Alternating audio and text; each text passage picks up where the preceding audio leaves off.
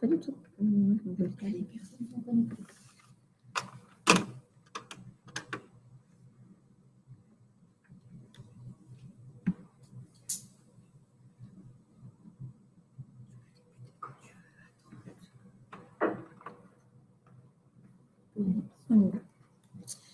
Bonjour à toutes, bonjour à tous. Bienvenue dans ce webinaire d'accompagnement animé par la CARSAT Bourgogne-Franche-Comté et par l'URSSAF Bourgogne, accompagné de l'URSSAF Franche-Comté. Vos caméras et vos microphones sont coupés, mais vous avez la possibilité de poser vos questions en direct via le question-réponse. Je vous précise de ne pas poser de questions trop personnelles puisque vos questions seront visibles par tous les participants. À l'issue du webinaire, vous recevrez le support de présentation et un lien qui vous permettra d'accéder au replay. Je me présente, Isabelle Gibassier, je suis responsable du service coordination et expertise au sein de la direction des travailleurs indépendants de l'URSSAF Bourgogne. Laurie Monod, je suis coordonnatrice technique du service des carrières des travailleurs indépendants au sein de la direction retraite de la CARSAT Bourgogne-Franche-Comté. Et nous sommes accompagnés du service communication et de 4 modératrices qui pourront prendre en charge vos questions et vous apporter des réponses au fil du webinaire.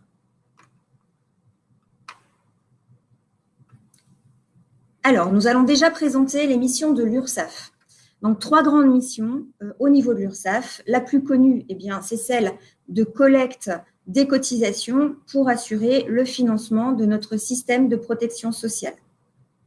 La deuxième grande mission, c'est la mission de contrôle qui permet de garantir les droits et l'équité entre tous les acteurs économiques. Et la dernière des missions, un petit peu moins connue, c'est celle d'accompagner tous les employeurs et les entrepreneurs tout au long de la vie de l'entreprise. Donc, en France, il y a environ 25 millions de salariés et près de 10 millions d'entrepreneurs, d'employeurs-entrepreneurs. Les salariés, ce sont les employeurs, en fait, qui vont verser les cotisations pour le compte des salariés. Et les entrepreneurs, vont verser directement les cotisations auprès de l'URSSAF. L'URSSAF collecte les cotisations sociales, mais les redistribue dans la journée, très rapidement, à près de 900 organismes, dont les principaux sont l'assurance maladie, l'assurance retraite, la CAF et l'UNEDIC. Et donc, ces organismes de prestations vont pouvoir ensuite verser les prestations sociales auprès des Français. Les cotisations. Donc, un travailleur indépendant dit classique qui reçoit un avis d'appel va cotiser pour plusieurs risques. Donc, vous avez tout d'abord la CSG-CRDS, la maladie, les indemnités journalières, la contribution à la formation professionnelle, les allocations familiales. Pour les professions libérales, cette catégorie de population cotise à la maladie et au risque indemnité journalière depuis le 1er janvier 2018. Et puis, il y a les cotisations retraite, où là, vous avez la retraite de base, la retraite complémentaire et l'invalidité décès. Et là, par contre, les professionnels qui dépendent de la CIPAV cotisent également, donc, du coup, pour tous les risques auprès de l'URSSAF, mais pour les risques retraite depuis le 1er janvier 2023. Comment sont calculées ces cotisations et quel impact ça va avoir sur vos droits retraite? Donc, les cotisations sont calculées en appliquant un taux spécifique pour chaque risque sur votre revenu. Et donc, c'est le cumul de tous les risques qui constitue en fait votre avis d'appel. Vos cotisations sont calculées à titre provisionnel et sont ensuite régularisées des connaissances de votre revenu réel. Alors, il existe des bases minimales en cas de faible revenu ou de revenus déficitaires. Donc, vous allez cotiser sur ces bases minimales et ça va permettre de valider 3 trimestres. Et, à contrario, il existe également des bases maximales. Très important, les trimestres de retraite sont validés en fonction des revenus que vous déclarez et à condition que les cotisations qui sont dues soient réglées. Si les cotisations ne sont pas réglées, vous ne validez pas de droits, ni de trimestre. Pour le cas des auto-entrepreneurs, les cotisations et les contributions sociales sont calculées en appliquant à votre chiffre d'affaires que vous déclarez mensuellement ou trimestriellement un taux qui varie en fonction de votre secteur d'activité. Pour la reconstitution de la base de calcul qui sert au calcul des prestations, que ce soit la maladie ou la retraite, ce qu'il faut bien avoir en tête, c'est très important, c'est qu'il y a un abattement fiscal qui s'applique sur votre chiffre d'affaires. Donc, ce n'est pas le chiffre d'affaires qui est retenu pour calculer votre retraite, c'est le chiffre d'affaires moins l'abattement fiscal. Donc, vous avez un petit tableau qui est projeté et vous pouvez y voir les abattements qui correspondent au secteur d'activité. Donc, pour la vente, ça va être 71%, la prestation, 50% et la partie BNC, 34%. Donc, si nous prenons un exemple, la base de calcul pour une activité de vente, pour un chiffre d'affaires qui serait de 10 000 euros, eh bien, la base de calcul pour le calcul de la retraite, ce sera 29% de votre chiffre d'affaires. Donc, on ne va pas retenir 10 000 euros, mais bien 2 900 euros.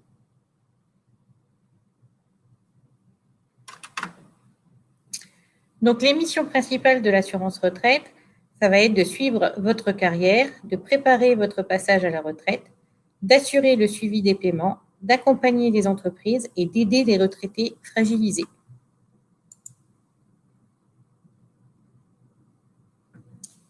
Alors, comment fonctionne le système de retraite français?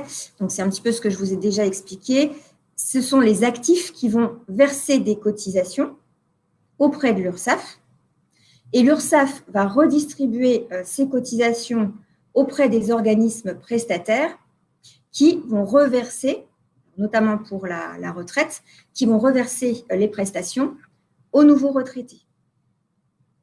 Et donc, les droits sont alimentés sur le relevé de carrière individuelle par les données individuelles de la DSN pour les salariés et par les cotisations sociales versées par les travailleurs indépendants. Vous avez la possibilité de consulter votre relevé de carrière. Donc, pour ça, vous pouvez aller sur le site inforetraite.fr, sur l'assurance-retraite.fr ou la cipaf.fr. Dessus, vous aurez un récapitulatif de l'ensemble de vos données de votre parcours professionnel, tout régime confondu. Vous aurez une vision globale des droits à la retraite que vous avez validés. Vous aurez aussi la possibilité d'obtenir une estimation de votre retraite, toujours sur les mêmes sites, inforetraite.fr ou l'assurance retraite. Donc, cette estimation de la future retraite de tous les régimes de retraite confondus, à partir des données connues sur le relevé de carrière et à des âges indicatifs de départ en retraite permettant de définir votre départ.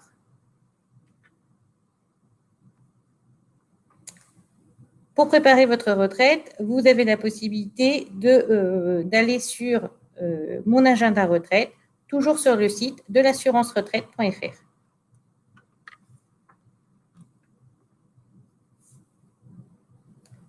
Vous pouvez faire le point sur votre retraite en demandant un entretien d'information retraite. Donc, c'est un entretien gratuit qui vous permet de faire le point sur toute votre carrière, d'obtenir des simulations du montant de la retraite, d'aborder les différents dispositifs qui existent pour votre départ en retraite.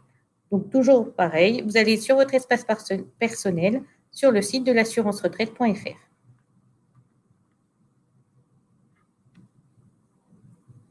Concernant vos interlocuteurs, donc depuis le 1er janvier 2020, la protection sociale des travailleurs indépendants a été confiée au régime général de la sécurité sociale. Vous pouvez joindre l'URSSAF au 36 98 et la CARSAT au 39 60. Vos interlocuteurs, pour vos cotisations, c'est l'URSSAF. Vous avez des informations sur le site sécu-indépendant.fr ou bien ursaf.fr et auto-entrepreneur.ursaf.fr. Pour votre santé, l'interlocuteur sera l'assurance maladie. Et là, vous retrouverez les éléments et les informations sur le compte amélie.fr. Et pour votre retraite, c'est l'assurance retraite. Et vous aurez des informations sur le site l'assurance-retraite.fr. Et nous vous invitons à faire toute demande dont vous auriez besoin sur votre compte en ligne directement pour chaque organisme.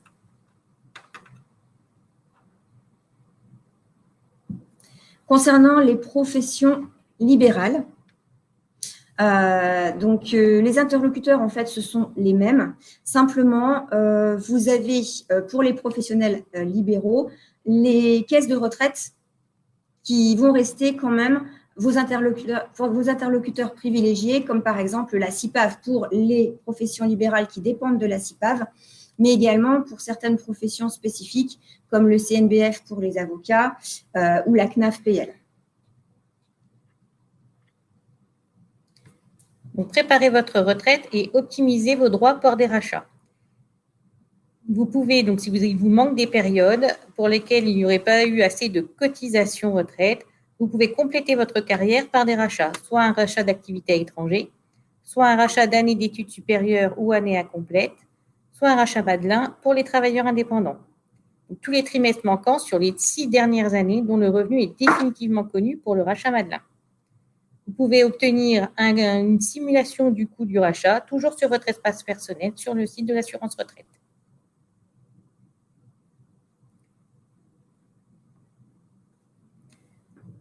Donc, pour déposer votre retraite, on va fixer le point de départ à la retraite. Donc, ce sera toujours le premier jour d'un mois, ne pourra jamais être antérieur à la date du dépôt de la demande et devra correspondre à l'âge auquel vous avez un droit de retraite ouvert. Vous pouvez déposer votre demande de retraite en ligne, donc 4 mois avant, toujours sur votre espace personnel sur l'assurance retraite.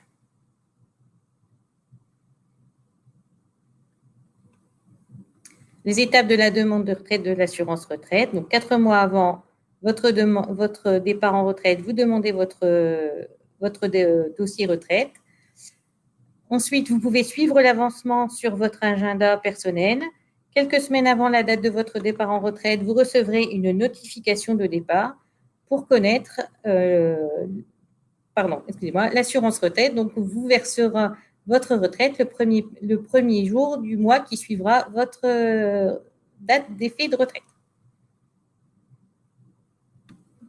Pour déposer votre demande de retraite, vous pouvez télécharger et imprimer vos demandes de retraite soit sur l'assurance retraite, soit sur le site de l'Agir Carco, votre retraite complémentaire, ou contacter par téléphone vos régimes. Pour la CARSAT, le 3960.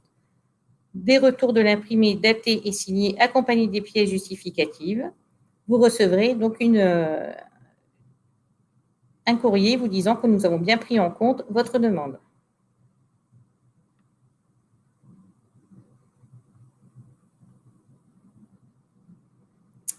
Donc, la réforme de retraite. Donc, pour tout savoir sur la mesure des réformes de retraite, vous avez la possibilité de scanner le QR code qui vous donnera un maximum d'informations. L'âge de départ en retraite, les durées de cotisation, le départ anticipé et si vous avez de faibles ressources et d'autres conditions. Donc, la réforme, ça a été un recul progressif de l'âge légal de la retraite.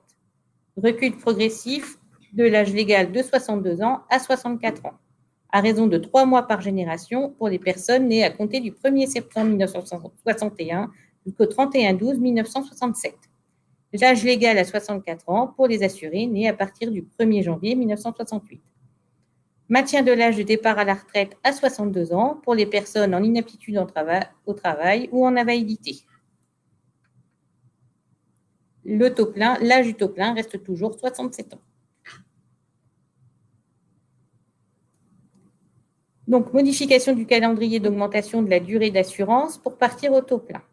Pour les assurés nés après le 1er septembre 1961, augmentation de la durée d'assurance à raison d'un trimestre par an pour les générations nées entre le 1er septembre 1961 et le 31 décembre 1964. La durée d'assurance a été portée à 43 ans, soit 172 trimestres pour les générations nées à partir de 1965. L'aménagement des modalités de départ en retraite pour carrière longue. Donc, il faut déjà avoir validé 5 trimestres avant la fin de l'année civile d'une des 4 bornes ou des 4 trimestres pour les assurés nés au 4e trimestre.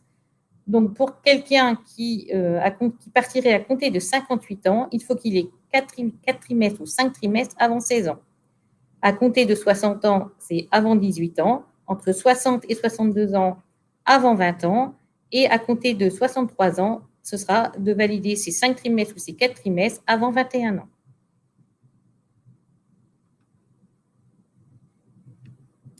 Donc, les formalités se font en 2 temps. Soit vous demandez une attestation pour départ anticipé carrière longue, soit ça se fera au moment de la demande de retraite anticipée pour carrière longue avec votre dossier de retraite.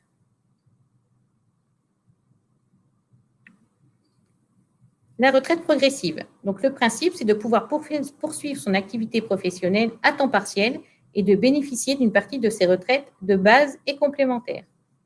Au moment du départ définitif, un nouveau calcul se fera avec les droits que vous aurez acquis pendant cette période.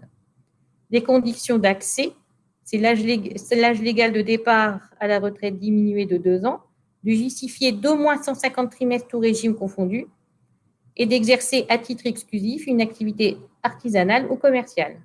Les revenus procurés par l'activité artisanale ou commerciale doivent être réduits d'au moins 20% par rapport à la moyenne des revenus des 5 années précédentes.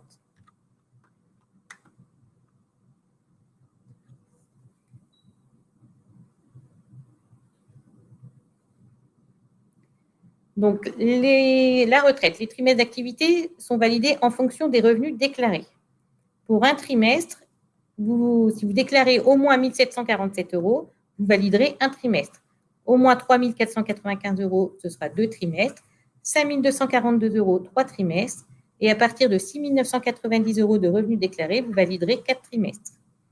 Quel que soit le revenu, la cotisation minimale de retraite permet de valider au moins un trimestre chaque année. De 1973 à 2014, lorsque vous cotisiez sur une base minimale, vous validiez un trimestre. En 2015, 2 trimestres et depuis 2016, la cotisation minimale vous permet de valider 3 trimestres de retraite.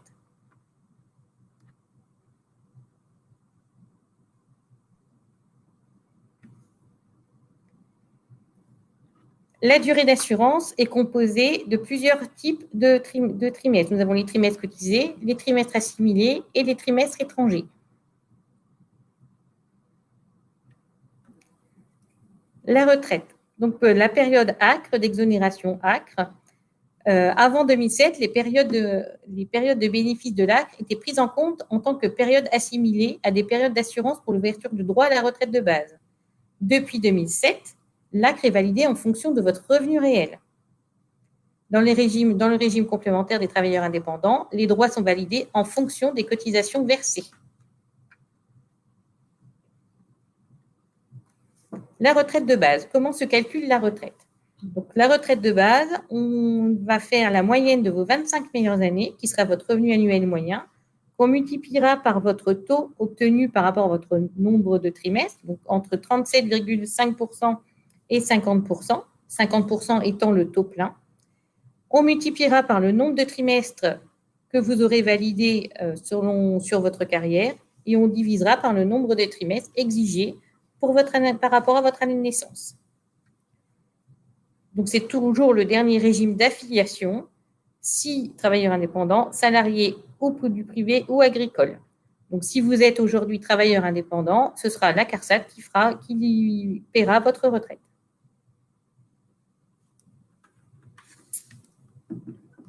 La retraite de base, donc vous pouvez avoir une augmentation de la retraite par la surcote. Donc, c'est 1,25% par trimestre civil.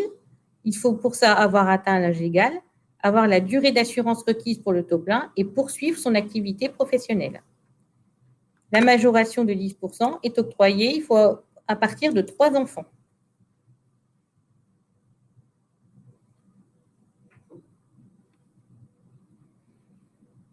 Le minimum contributif. Le principe, c'est de garantir, en cas de cotisation avec de faibles salaires, un montant minimum de retraite de base variable selon le nombre de trimestres que vous aurez cotisé. C'est versé automatiquement. C'est un complément différentiel qui est versé quel que soit le revenu mobilier ou immobilier du retraité. Les conditions, il faut avoir l'âge légal et avoir une retraite calculée avec le taux plein, avoir demandé toutes les retraites de base et complémentaires dont le montant total est inférieur à 1 367 €. Le montant est déterminé selon le nombre de trimestres cotisés. La retraite complémentaire. Donc, la retraite complémentaire, c'est un nombre de points que l'on multiplie par une valeur de points et par le taux de la pension qui aura été déterminé avec votre nombre de trimestres. La date de la création donc, de la retraite complémentaire des indépendants date du 1er janvier 2013. Avant 2013, les commerçants avaient une complémentaire qui a débuté le 1er janvier 2004 et les artisans depuis le 1er janvier 1979.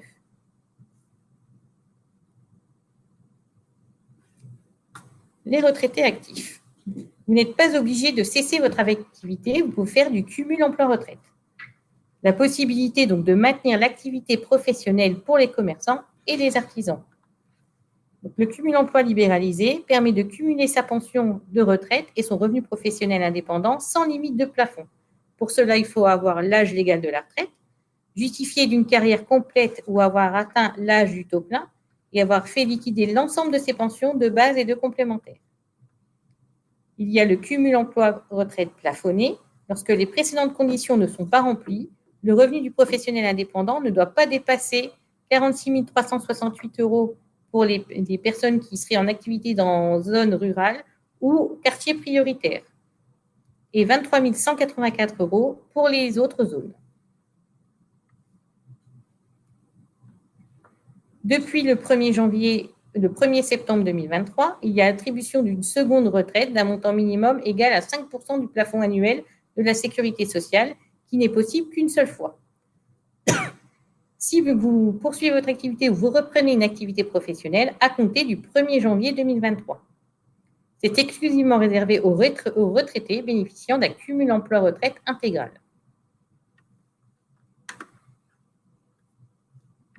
L'accompagnement. Alors, au niveau de l'accompagnement, il existe au sein de l'URSSAF une aide qui s'appelle l'aide au départ à la retraite, qui est une aide du Conseil de la protection sociale des travailleurs indépendants.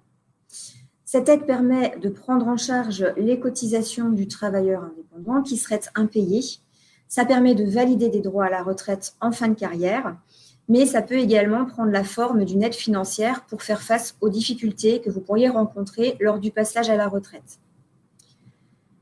Il existe des conditions, des critères d'éligibilité, des conditions d'attribution qui sont notamment le fait d'être indépendant au moment de la demande, d'avoir atteint l'âge légal de départ à la retraite. Il faut également avoir été affilié en qualité d'indépendant de manière majoritaire sur l'ensemble de sa carrière. Il faut également avoir cotisé plus de 15 années et 60 trimestres en qualité d'indépendant et avoir un montant de revenu imposable pour les 2 années civiles qui précèdent le départ à la retraite qui soit inférieur à celui du seuil d'imposition fixé par l'administration fiscale. L'ADR est une aide à caractère social. Donc, c'est une aide qui est facultative, qui n'est pas accordée systématiquement. Et je vous invite à vous rendre sur le site sécu-indépendant.fr, site sur lequel vous pourrez retrouver toutes les aides du Conseil de la protection sociale des travailleurs indépendants, dont l'ADR, et vous y retrouverez toutes les informations dont vous aurez besoin. L'ASPA, c'est pour compléter la retraite. Si le montant de retraite est faible, complément de ressources possible en demandant l'allocation de solidarité aux personnes âgées. Les conditions sont cumulatives à réunir. Ce sont les ressources, la résidence et l'âge. Le montant de l'ASPA variable selon la situation personnelle et familiale. Pour connaître votre éligibilité à l'ASPA ou à d'autres prestations sociales, vous pouvez vous rendre sur mesaides.gouv.fr. Nous arrivons à la fin de ce webinaire. Nous espérons qu'il vous aura été utile. Nous n'avons a priori pas de questions pour lesquelles vous seriez en attente. Eh bien, nous vous souhaitons une bonne fin d'après-midi et nous restons à votre disposition. Vous avez toujours la possibilité de nous contacter directement depuis votre espace en ligne. Bon après-midi. Merci.